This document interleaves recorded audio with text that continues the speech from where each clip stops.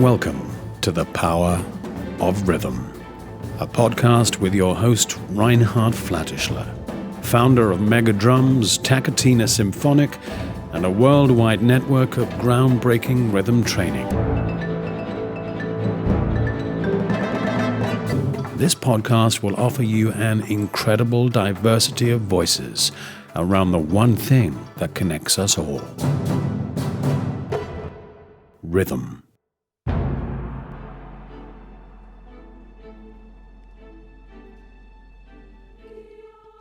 Hi and welcome to episode 29 of my podcast. Today I'm opening a new source of wisdom for my listeners. It's a series in which I will be talking to spiritual teachers around the globe. Let's remember, the ultimate goal of rhythm practice is finding emptiness, a place where the abundance of life is emanating from. And it's the place where you can discover who you really are, beyond the mind-made little entity, the I.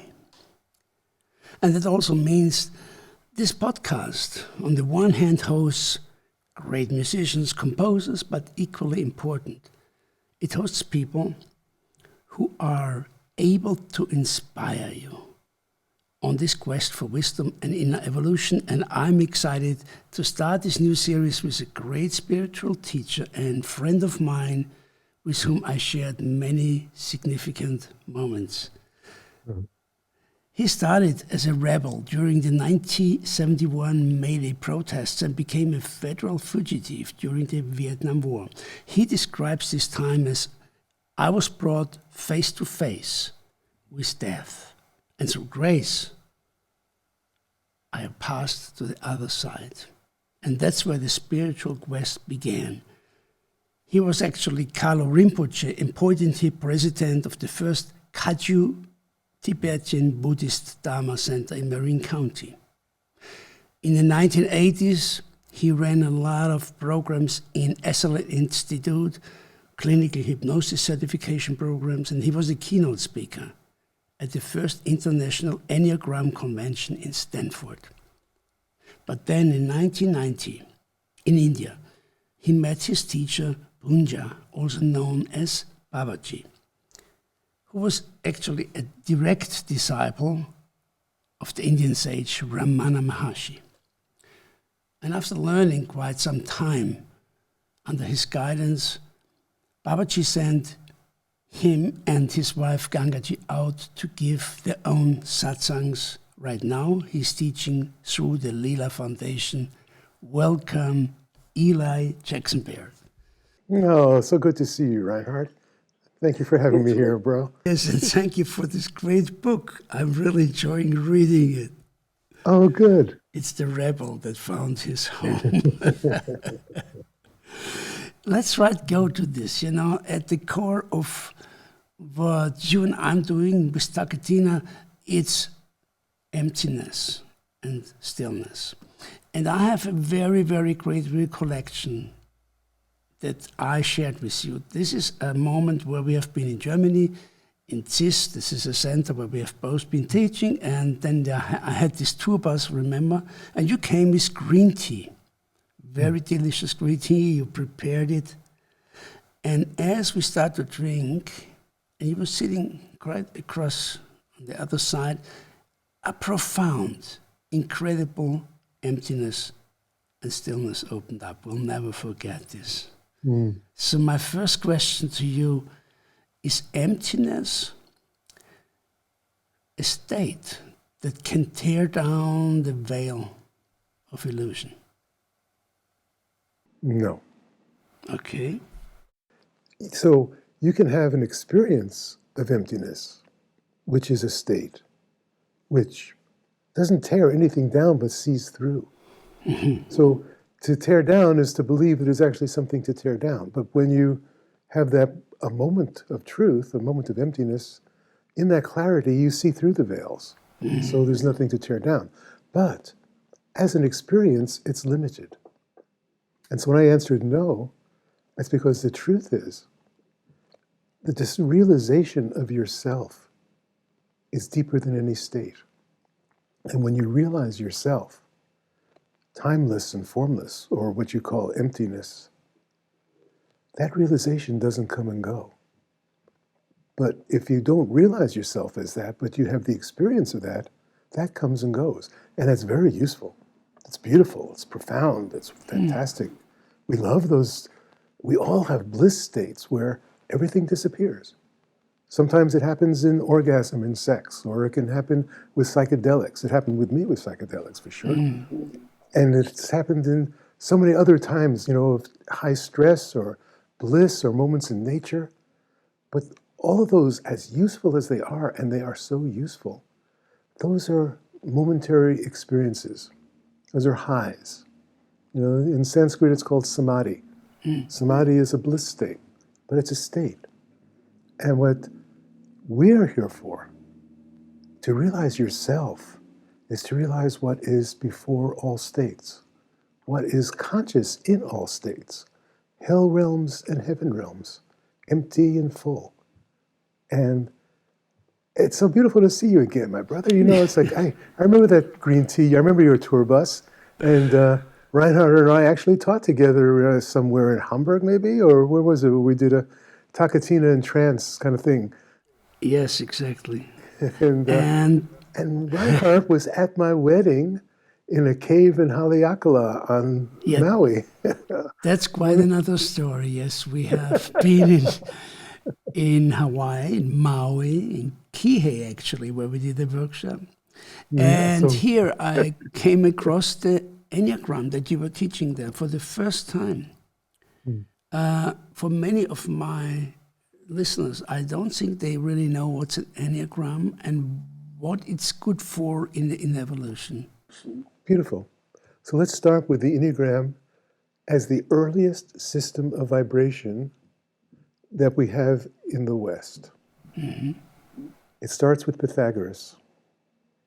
Pythagoras was a pre-Greek philosopher who really sets the groundwork for what's to come, so that Plato, Aristotle, Socrates all come from the groundwork that really starts with the questions raised by Pythagoras.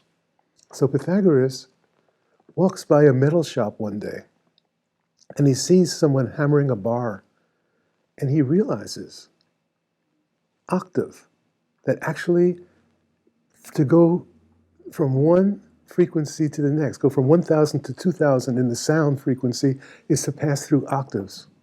And he saw that the whole universe is vibrating, and that it vibrates according to mathematical laws. And these mathematical laws are the expressions. His first expression we know is the Pythagorean theorem. It's the only one we know because he never wrote anything down. It was a mystery school where it was passed on when you were ready to receive it. And so it was always a secret. But basically, he saw that the whole universe is a mathematical construction of certain laws that are before Earth, before humans, before us. There's always a triangle, and there's always a Pythagorean theorem. And that everything is vibrating, and it has its own musical pitch. This is Pythagorean from 500 BC, 600 BC, sometime in there, okay? So you're saying Pythagoras invented or found the Enneagram? The first drawing of the Enneagram is found in one of Pythagoras' students. Okay. He didn't write it down, but the first person who brings it to the West is Gurdjieff, and he explains the harmonics of it, that it's really how vibration changes octaves. So what you find when you go through on a piano keyboard, there are certain black keys missing. Those half notes that are missing, according to the Pythagorean understanding, is where the energy of the original impulse starts to slow down, and it needs an outside shock to keep the energy vibrating, continuing on to its next frequency. So the Enneagram describes that. And it then takes it into the form of human psyche. And the beautiful thing is it gives us the wisdom mirror to see the structure of ego, the structure of our deep genetic character fixation. So how do you get this transfer from the vibrational laws now to the psychological? Well, actually, if you look at people, we're all vibrating, of course, and we vibrate at different frequencies. And you know that there's some people that you're in tune with, and some people giving off bad vibes. And the Enneagram gives you the vibrational frequency of each of our animal forms. Because we don't have that many. There's 9 different basic animals, you could say. We're vibrating.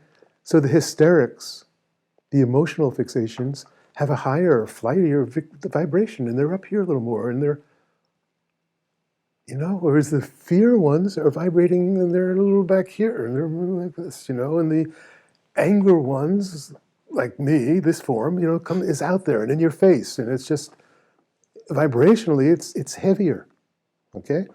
And so you can start to see that the psyche is actually showing vibrational frequencies of egoic fixation.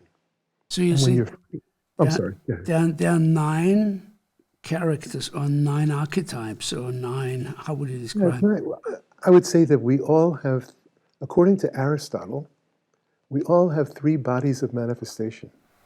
A physical, emotional, and mental body. Each of those bodies is vibrating at its own frequency.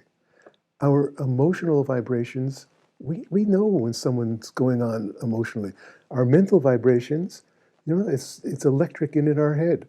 And our physical vibrations, it's in the body and in the physicality and in the physical presence. So those 3 are the 3 basic fixations. So genetically, when we're born, we're either identified physically, emotionally, or mentally. Okay. That becomes our center of gravity. It's not that we don't have all 3, of course, everyone has all 3, but there's one that is the central focus that the others then support. So if your physical fixation, your emotions and your thoughts are really in service of your physicality, whereas if your mental fixation, your emotions and your body are in service of your mind. And so then there's just a yin and a yang, an introverted and extroverted version of each of those, and that's how you get 9. So are you born as an archetype, one of the... How does this happen?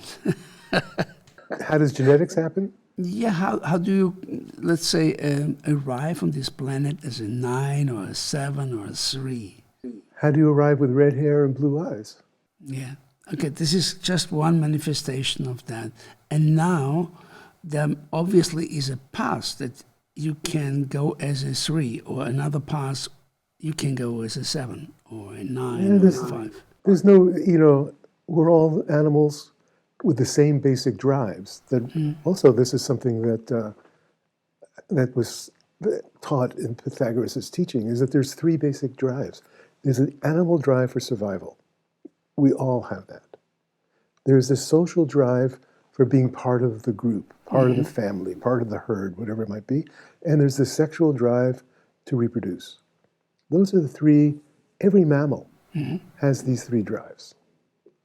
So when these drives, also genetic, when they start to manifest, they manifest through the structure of the fixation.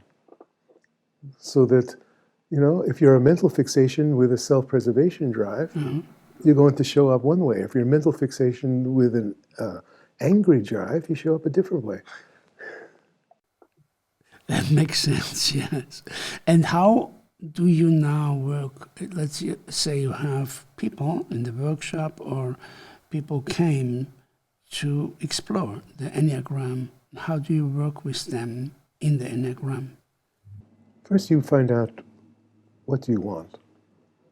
This is the first question. Most people don't know what they want. They think they want more, better, less, different. More, better, different, let's say. Or less, better, different. Less pain, less suffering, less fear, less confusion, more success, more money, more sex, more whatever.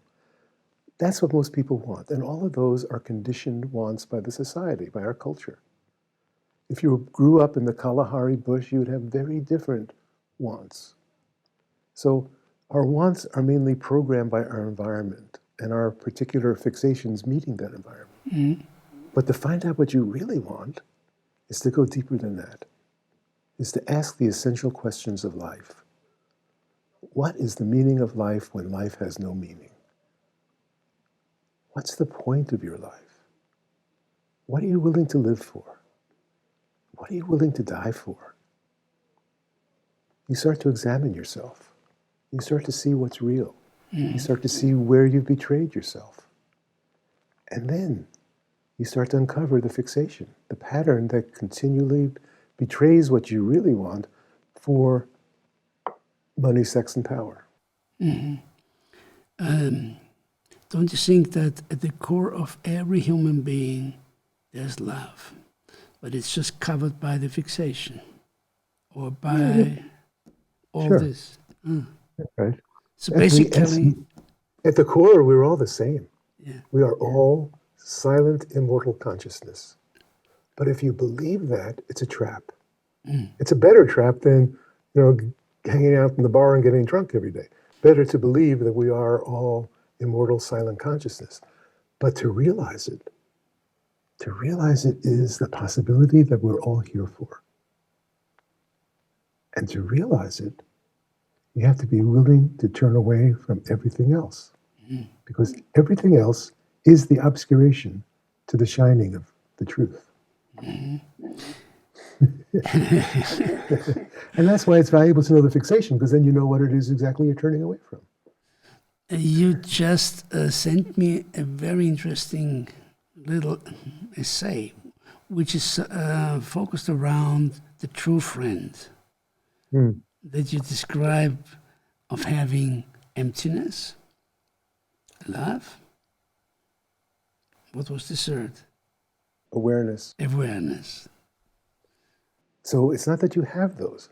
See, that's it. The trap is, for all of us, is we want to have these things. I want to have emptiness, awareness, and love so I can be a true friend. Yeah? And that's the trap. So then I develop the imitation of that, which works. Because even if you're imitating truth, it's better than imitating the lie. And so it works. You get lots of perks from it. People see it and they recognize it and they pop and they, wow, and it's wow. But to realize yourself as the truth of yourself, which is empty, intelligent love, that is itself awareness before being, then you can be a true friend for whatever shows up in your life. So true. And where you're not a true friend, where you're some egoic identification of a somebody doing something, to that degree you're suffering. And to that degree you're not transmitting the truth and love and emptiness that you are. You're transmitting me and my opinion, or me and my agenda, or me and the way I see it, or what I want. It's also an interesting time right now because I see a big split between people diving really into suffering and fixation about the suffering, and other people waking up big time and shedding all this, Isn't it mind-blowing? It is It's such good mind-blowing. news. So Reinhard, when you were on Maui with me, it was before I met my teacher, I had never heard of satsang, and I'm sure you hadn't, or anybody in that party in Kihei. We'd never heard of satsang. Now, every yoga teacher is doing satsang. Everybody's got satsang. It's like it's become a worldwide phenomenon. Yeah. Which is good news and bad news, of course, because the good news of it is that it at least spreads the concept and perhaps the momentary experience of the truth of yourself, and that it's possible to wake up. When we were on Maui, before I met my teacher, nobody even had ever heard of a silent mind. Yeah. And now everybody's talking about emptiness and silence. That change has just happened in, you and I were together. We've seen that. This was a very remarkable meeting, with so many people there that you invited. And first it was like whale watching. I said, what are we doing here? And then, we really dove so deep into so many things, going into nature out and having these amazing ceremonies going on. Have you ever been back to Maui, or you're now? Oh, We lived there for 7 years. Oh.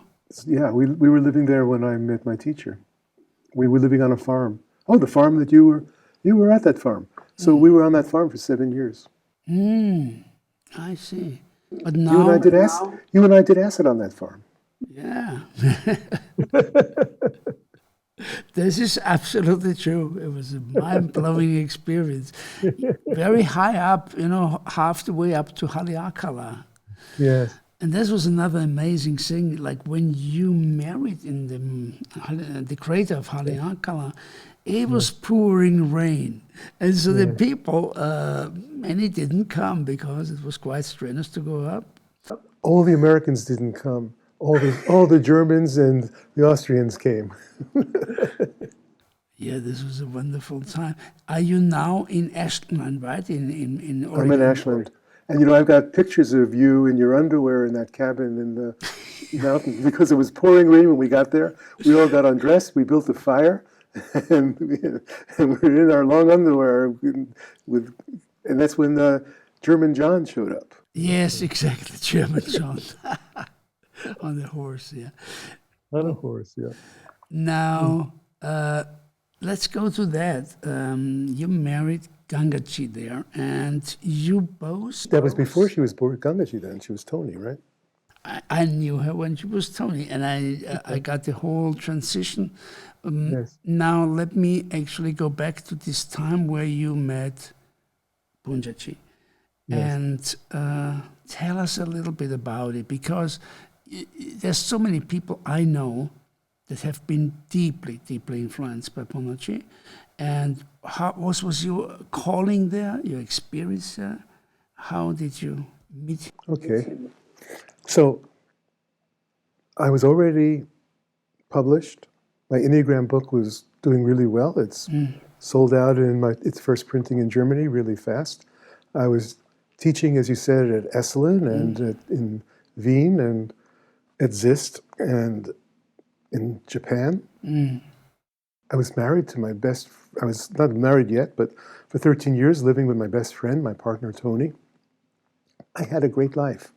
I had a life people dream about, but I knew I wasn't finished. And I got called. And I didn't know, there was no name Punjaji. There were no, it's like, I didn't know where I was going. I didn't know what I would find, but I knew I was being called. I was 43 years old. Tony, my partner, said, "You're having a midlife crisis, man. Where are you going? You're going off to..." I had two criteria. I either wanted to meet someone who was more awake than I was, that could give me the final transmission, or I wanted to meet Sufis who knew the Enneagram better than I did. Okay. And so, so I was going to go off into,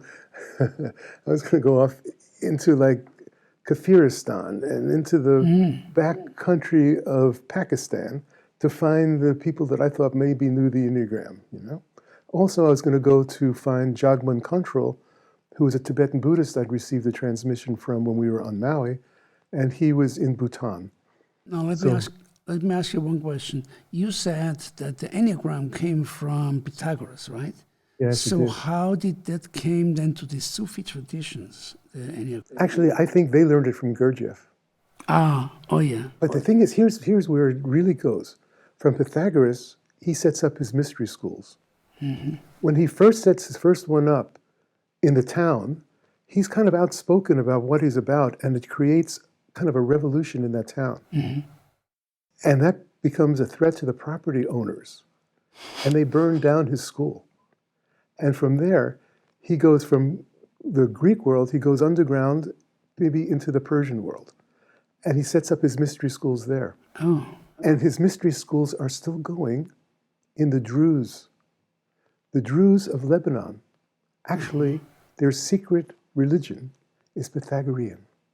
They have the whole cosmology, the vibration of the universe, it's just mind-blowing.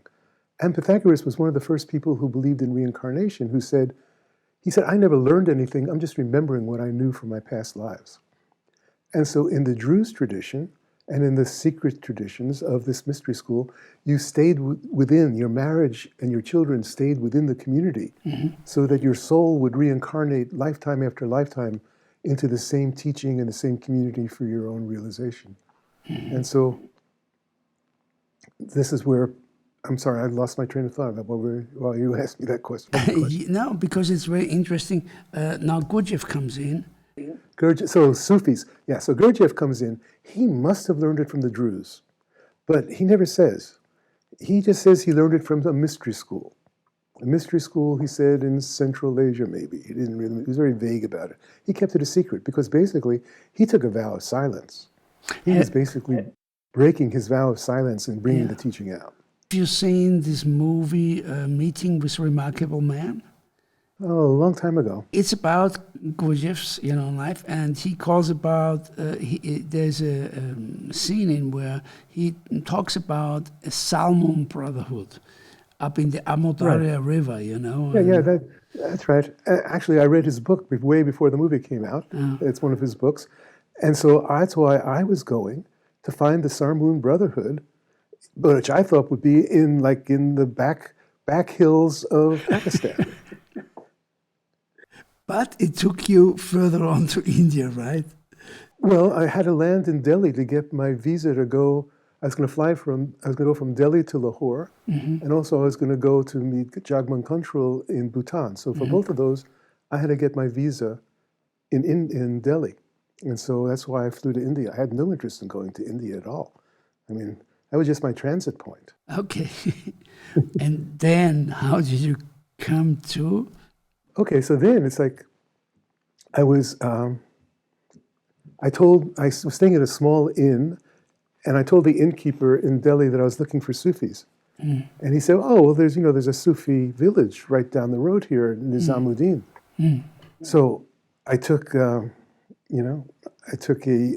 tempo down to Nizamuddin. It was like driving back in time. Suddenly, I'm in this 16th century dirt road, mud-walled Sufi village, built around the shrine for Nizamuddin, who was a Sufi saint. So I went there. I went to the mosque, and I went to the shrine in Nizamuddin, and I prayed for liberation. And then I went to eat at Karim's, a restaurant right off the bazaar, behind the mosque. And I was waiting I sat at a table, I'm waiting to be waited on, and another man sits down after I do, and they wait on him first. And it's like, hey, I was here. What? Because I'm a New Yorker. I know about lines. I know who was here first. No, you don't wait on him first. But that's why I didn't say anything, but I felt it. And he felt it. And he said to me, may I join you? And please let me sit at your table, and whatever he's having, I'd like to pay for. And so he sat at my table. It turns out he was a government minister. He was just in town for the day. And his sister writes books about Sufis. And so he could tell me who all the enlightened Sufis were. Oh, wow. And he gave me this list, and he drove me in his government chauffeured car back to my hotel. And so I started searching for Sufis. And I met Sufi. I met the head of the Naqshbandi Sufis in Old Delhi, and I went out onto the Gangetic Plains and met the Sufis there. I met the Sufis in Nizamuddin, and I never found what I was looking for. And so he said, he was stationed in Lucknow, and he said, well, look, if you don't, I have more names back home. You can always come visit me in Lucknow, and I'll give you more names. And so I went to Lucknow to find him and get more names of Sufis. But while I was there, I had read a book by one of Papaji's students, Andrew Cohen, who mentioned his teacher was in Lucknow, and his name was Punja. I didn't have the book with me. But since I'm going to Lucknow, I remember that.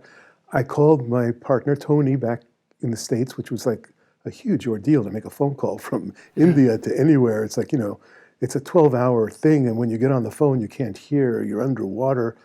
But she said, his name is Punja, and that's all I knew. And so I then went down to the lobby of the hotel to get a phone book, but the P's had been torn out.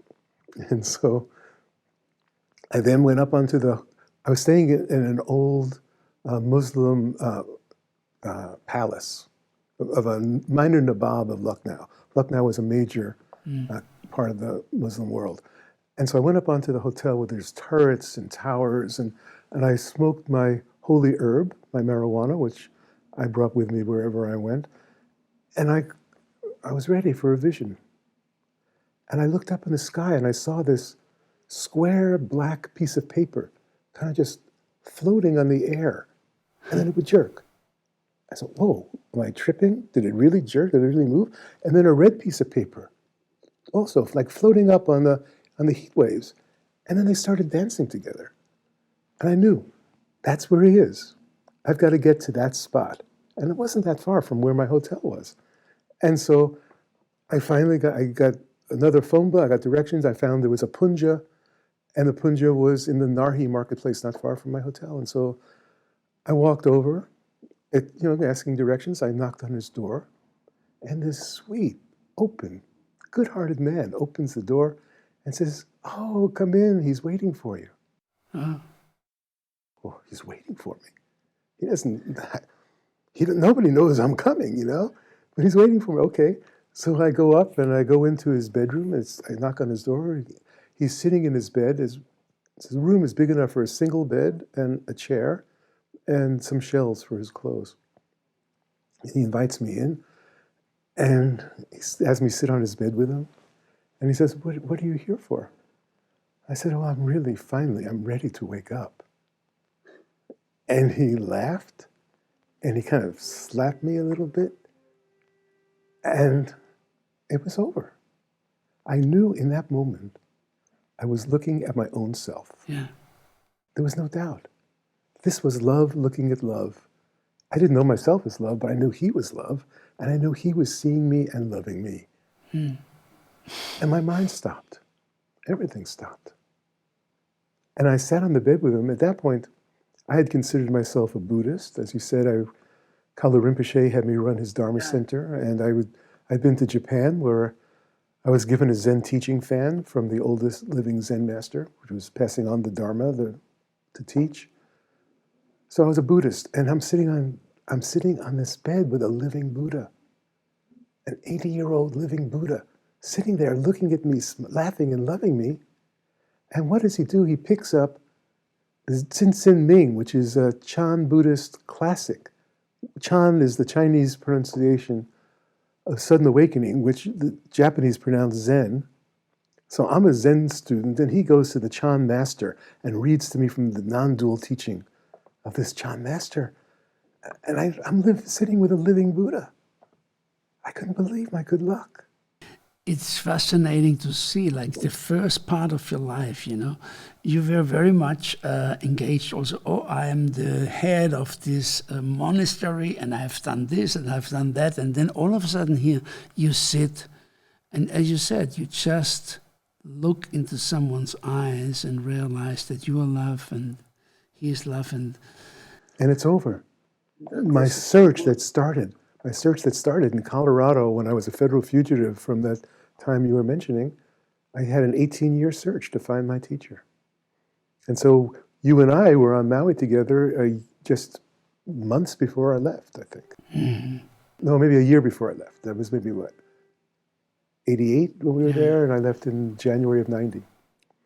This was in 1990. Yeah, sounds so much like India, but then it's very unique to meet a spirit like that. Ramana Mahashi hasn't talked much, as I have heard. It's just, the being who was sitting, and the rats have eaten his body partly, and he was in samadhi. How did you feel some, transmission from Ramana Mahashi to... I felt it from Papaji. Yeah. The only thing Papaji had on his wall, he had two things on his wall. He had a big poster of Ramana Maharshi in color that he gave to me that's now in my bedroom. Really? Wow. And he had a Sri Yantra, which was my logo from the time of when I started teaching in the early 80s. And so wow, a Sri Yantra. Ramana Maharshi, I didn't really know. I knew vaguely, but I didn't know his story. I didn't realize that Papaji was his student. I didn't know any of that. I just knew I was sitting with the living truth. So But yes, back then there were not many people from Europe yet with Punjaji, right? I was the only one. Oh. And my God, I'd eat my meals with him and his family. We'd go on walks together. We'd do everything together. And he would read his letters he would get from devotees around the world. And I would sit with him in his room. He would sit in his chair, and I would have my arms around his legs and sit with him. And he said, oh, this couple is in Varanasi now. They want to come visit. And I said, oh, no, don't let them. No. So they were the first Europeans to show up while I was there. And they were both, they were from London. And Chloe Goodchild, maybe you know her. She does musical things. But anyway. When did Tony come? Well, as soon as I got there, I started writing her letters, telling her she's got to come. She's got to meet them. And she said, she would go into bliss from just reading my letter, that the transmission was in the letters. Wow. But still, she didn't know. And so I had to fly back. I flew back to get her. And before I did, Papaji took me. I said, look, before I left him, he took me into his room and he said, you've been tested. And he had some fantastic tests for me that I loved. But he said, you've been tested. You stayed true. You're ready. And at that moment, I felt the arising of pride. I knew, wow, this is too much, right? And I felt it. And in that moment, I knew. And I said to him, Papaji, my wife is the Satguru. You have to meet my wife. And he said, okay, good. So I said, but my wife is not a yogi. She's a goddess. I have to find the right accommodations for her. And he said, okay, well, let's go to Hardwar, and you can find the accommodations. I'll wait for you there, and you can go get her. And so we took the overnight sleeper to Hardwar, and where he rented rooms on the Ganga. And I went and found the best place for her, which was the tourist motel, which was like, like taking you into the inner city of Detroit, with didn't have gunshots, but, it was... But anyway, that was the best place in town I could find. And so then he waited there, and so I was there in January to February of 1990. I went home and brought her back in April. So March, I did my retreat on Maui, where Sabrina and Christina, who became, what was Christina's name with Papaji? Anyway, she was a heart surgeon in Munich, who was one of my students, who became Papaji's devotee and stayed with him, lived with him, and took care of him. Yamuna. So they all met me on my return from meeting Papaji, and I just brought them all back with me to India. So Sabrina and Yamuna and the whole crew came back to Hardwar with me. Now, we had really the luck to travel India at a time where it's almost possible, and where it was still the old India, where you could find saints like this. Now, today, in this very situation, I see a lot of desperate people, angry people, depressed people. What can we give them from the abundance we have learned? And you here, my honored guest, and I would be very happy if you had something for the listeners. Like if you are in a situation like, get angry, you get depressed, and you get fearful. If you're suffering in any way. Yes, yeah, if you're suffering, exactly. And, people will say, well, I'm not suffering, most of my life is really good. But I'm not talking about the most of the part that's really good. I'm talking about the other part, the part that's not so good, the part where you're suffering. If you're suffering, that is a disease of ego. The possibility is to wake up from your egoic identification. And the only way is not by listening to anybody else, not by reading anything else, not by going to India or going anywhere else. It's your own direct self-investigation to find out who you are, what you are, where you are. Because right now, if you're suffering, you're living in a trance. And in that trance, it's a sleepwalking trance, and you're dreaming you're awake. And in dreaming you're awake, you believe that who you are is your name and your body and your thoughts and your feelings, and where you are is your physical location, and what you are is a human being. That's the trance induction. None of those are true. They're relatively true, but relatively is where you're suffering. If you want absolute truth, there's no suffering in absolute truth. There's bliss, there's happiness, there's fulfillment. You can say, if you can say, I am completely fulfilled, your work is done. There's nothing left to do. There's always more to realize. There's always more, there's always depths. But to get to the level where you know you are already fulfilled, there's nothing left to do. There's no tomorrow. There's no yesterday. There's nothing you need from the next moment. That's fulfillment, that's happiness. And even knowing, even knowing that you don't have to get rid of this or that or make this right or wrong, just dive down to the freedom. Yeah, getting rid of this and that is still in the realm of the trance. It's as you imagine there is a this and a that. Yes, I'm still seeing, I don't know how this will continue, because people that I see around here is so kind of on the edge with their existence and the anger driven and all of that, you know, and it gets worse and worse because the politicians don't listen to them. What can Well, you know, it's the end of the empire. Since World War II, we have been living in the American empire. It's a world culture. That's why we're speaking English right now. We're not speaking Chinese. That'll be the next generation. But for this cultural empire, it's English. And everyone in the world, if they're going to do business, which is the American way, you speak English. So rock and roll was the greatest import of American culture to the world. It showed up in Soviet Union. It showed up everywhere. That's all part of the American empire. It's the good part.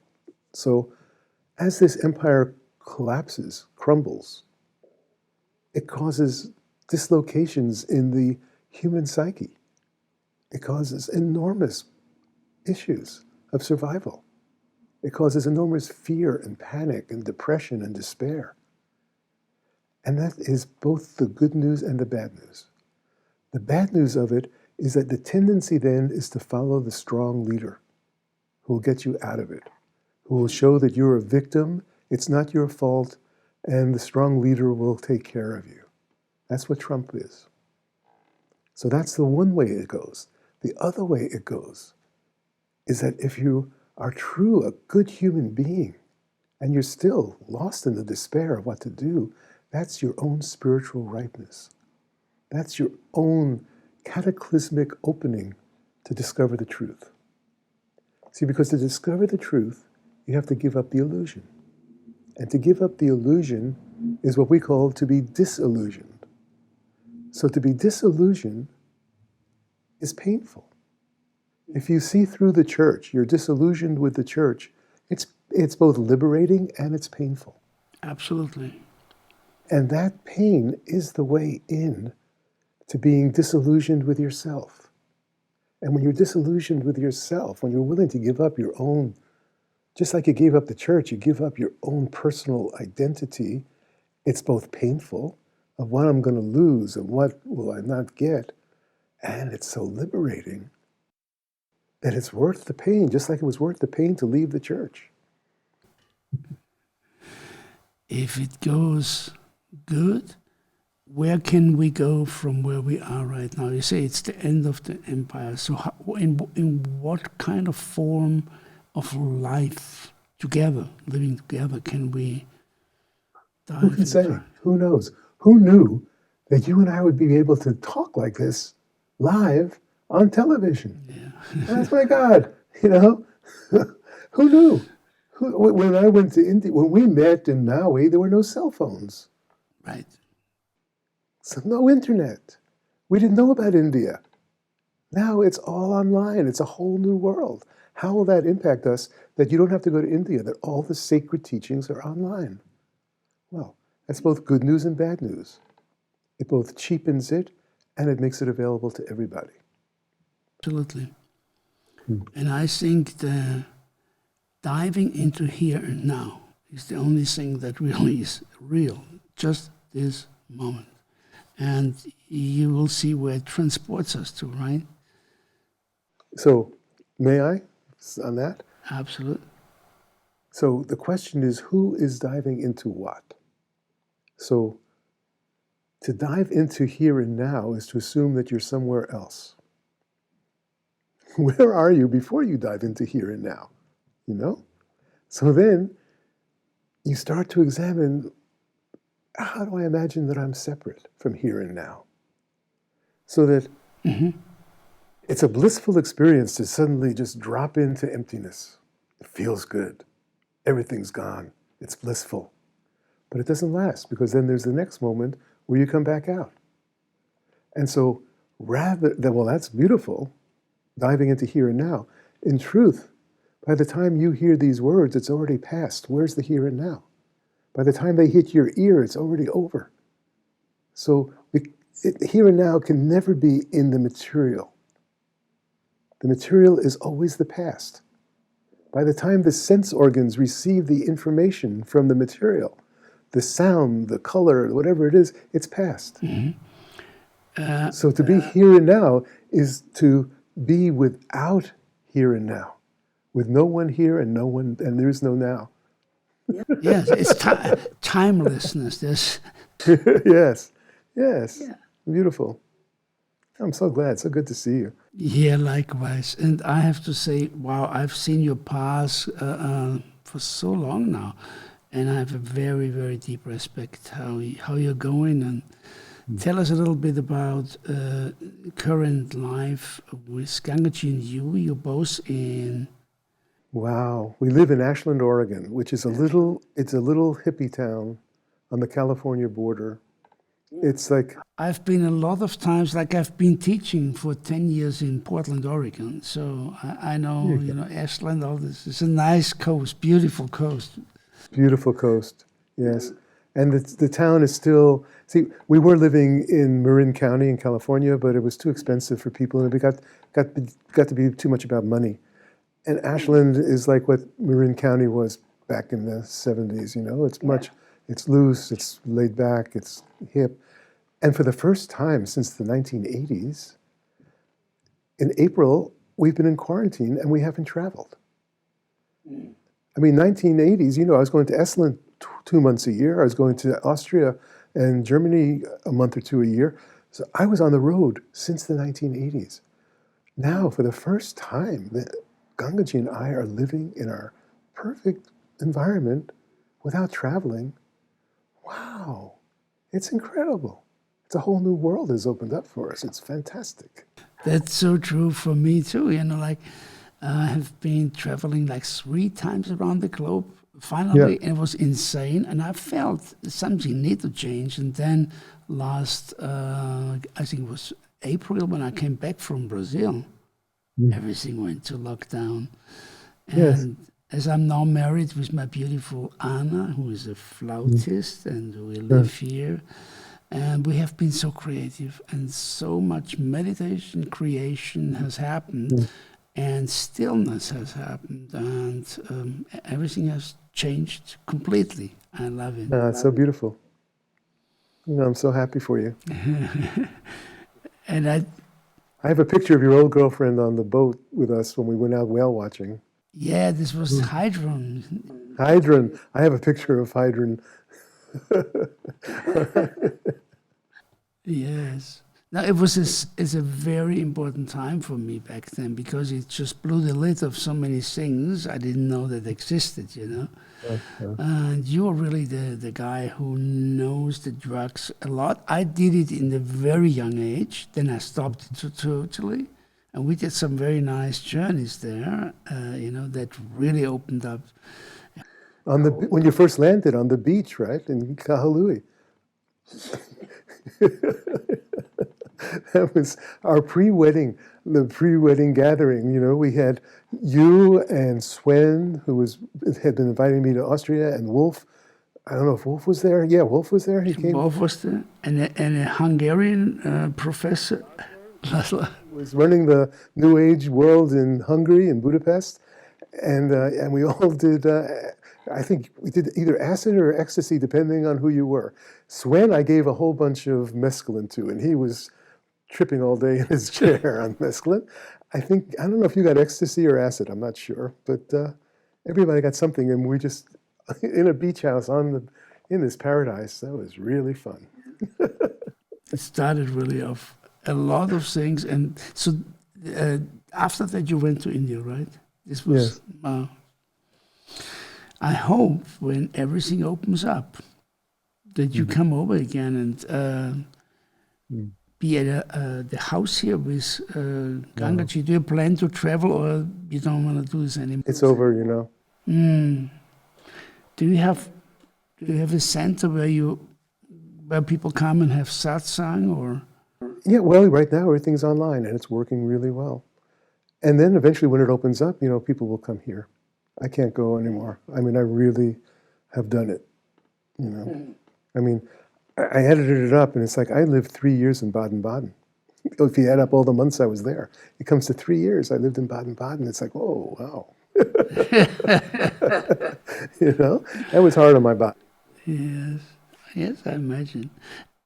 So, thank you so much for coming. So come here. Hey, listen, come and visit, I will, for sure. Do your classes here, of course. Everybody, Takatina would be a big hit in Ashland. I have a lot of students over there who want me to come back. I was actually planning to go last July, but of course, you know what happened, of course. Mm-hmm. So we have postponed it, but we will show up for sure. Oh, good. So actually, I want to thank you very, very much for your time and showing up here, How do you get Eli Jackson Bear online? It's great. Please give my love to Gangaji. I will. So good to see you again. Thank you for sharing your wisdom that I really deeply appreciate. Thank you so much for having me as a guest on your show. Takatina rules. Yes, also to our listeners, a rare occasion to get Eli Jackson Bear here, Every path from the advanced hypnosis to Enneagram, and finally, really, it's visible for me. You found it. You are it. Thank you. Thank you so much. So, if you like the podcast, visit us. It's powerofrhythm.com/podcast. Leave a comment. Where can they contact you, Eli? Contact me. Yeah. Well, Lila Foundation. If you Google me or Google Lila Foundation, you'll find. Also, there's a school now that is running in Sydney and in Amsterdam and here in Ashland for training therapists and training true friends and helpers. So really check that out. You will find a big source of wisdom, and that can really help you a lot right now. So with that, all the best. Thank you. May everyone wake up and be happy and free. Acha. Acha. Anna. Yes.